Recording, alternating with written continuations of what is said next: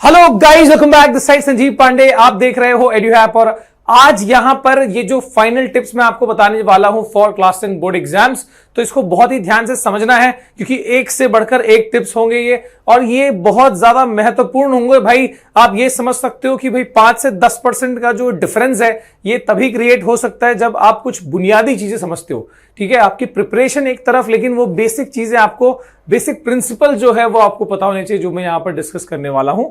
और उसके साथ साथ एक बहुत इंपॉर्टेंट चीज है जो मैं आपको पहले बता दूं कि भाई जो बच्चे भी चाहते थे कि सर सैंपल पेपर प्रैक्टिस तो करें लेकिन उसके लिए कुछ तो करिए, मतलब तो या आपके लिए 50% का ऑफ लाया जा रहा है एड्यू बुक का जो हमारा सैंपल पेपर है फॉर क्लास 10th।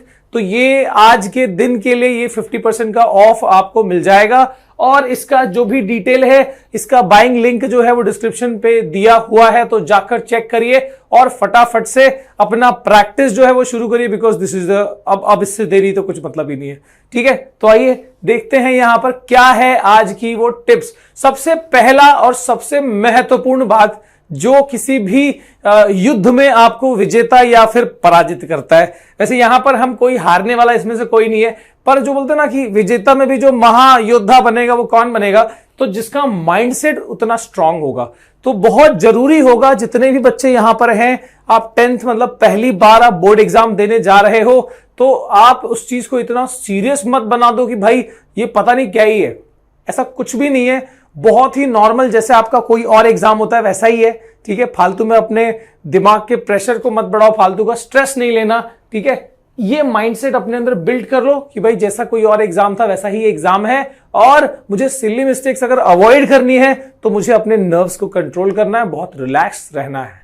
ठीक है, कॉन्फिडेंट रहना है, बहुत जरूरी है। और दूसरी तरफ एक और, मतलब देखो मैं थोड़ा कॉन्ट्राडिक्टरी बात बोल रहा हूं, लेकिन आप इसको समझने की कोशिश करना कि देखो कॉन्फिडेंट रहना है, ठीक है, टाइम वेस्ट नहीं करना है, रिलैक्स रहना है, पर इसके साथ साथ अपना जो कर्म है वो करना नहीं भूलना है। और उसी के लिए मैं ये बोल रहा हूं कि आप ये समझो कि आपके 10 दिन में एग्जाम है, ये नहीं सोचना कि 30 आपके 1 महीने बाद एग्जाम है। ये दिमाग में बैठाओ कि भाई अगर मेरा 10 दिन में एग्जाम है तो क्या मैं तैयार हूं, क्या मैं 10 दिन के बाद के एग्जाम के लिए तैयार हूं। तो दिमाग से ये गवाही आएगी कि नहीं यार मेरा तो तैयारी हुआ नहीं है, पर वो गवाही जो है ना वो सच्ची नहीं है, वो झूठी है। एक दिमाग में रखो कि भाई आपने जो अब तक किया है दैट इज द प्रिपरेशन, जो अच्छा खासा हुआ है। मैं हर बच्चे के लिए कह रहा हूं, ठीक है।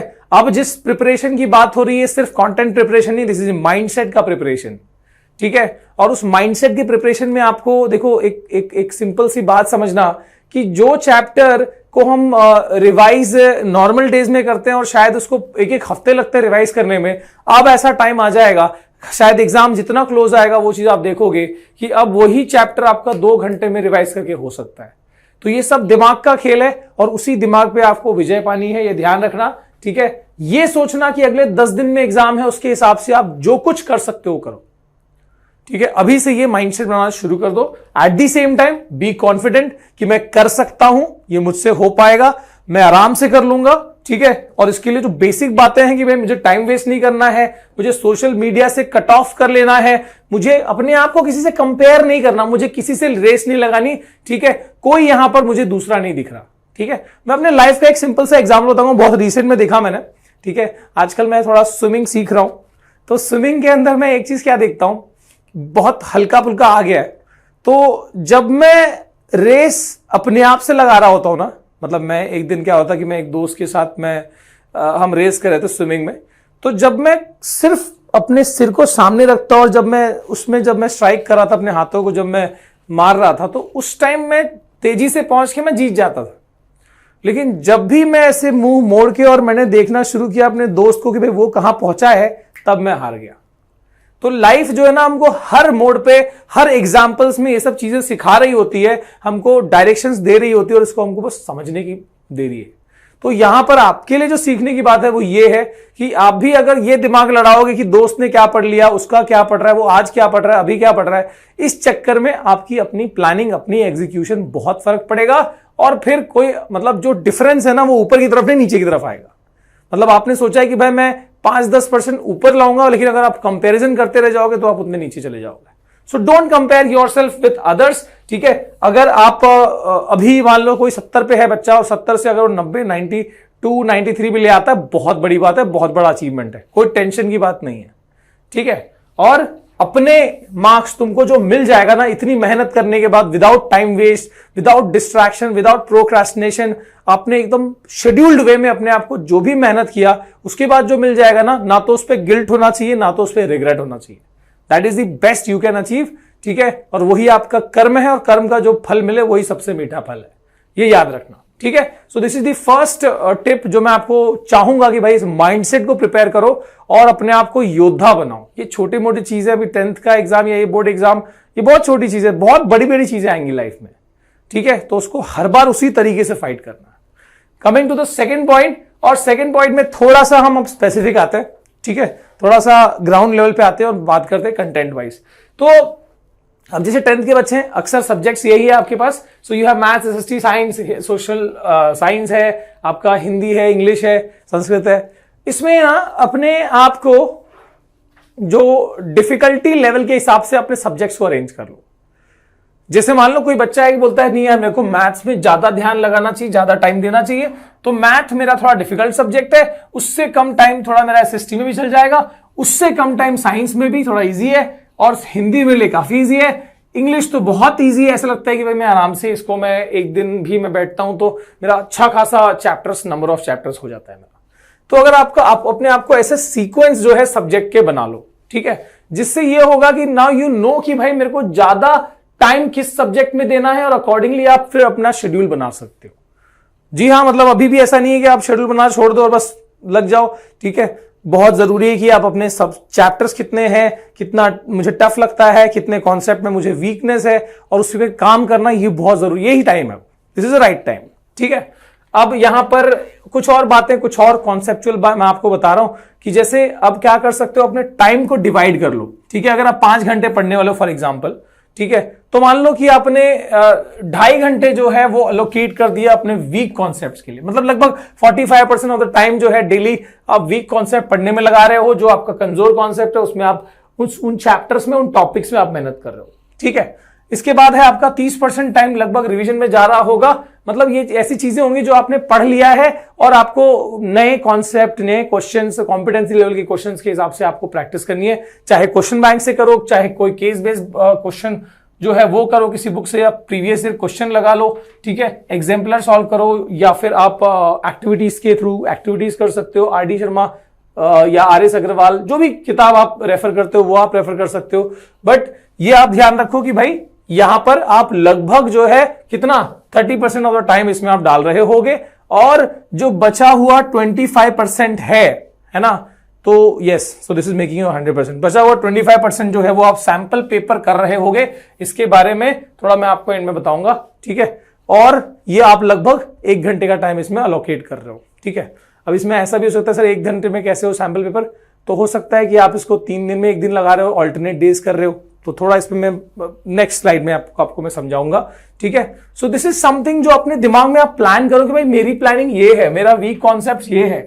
वीक कॉन्सेप्ट्स को आपने लिख लिया, आप चाहे वीडियो के थ्रू, चाहे टेक्स्ट बुक के थ्रू, चाहे आपके नोट्स जो चाहे स्कूल के या क्लासेस के या जो भी बढ़िया नोट्स है आप उसके थ्रू आप पढ़ रहे होगे, जिससे भी आपको समझ में आ रहा है, और आप इस तरीके से अपने टाइम को अलोकेट कर सकते हो। तो सब्जेक्ट को अरेंज कर लिया, टाइम को अरेंज कर लिया, ठीक है। इसके अलावा कुछ ऐसी टाइमिंग्स है जो अभी आपको मेहनत करनी पड़ेगी, ठंड का मौसम है, आई कैन अंडरस्टैंड।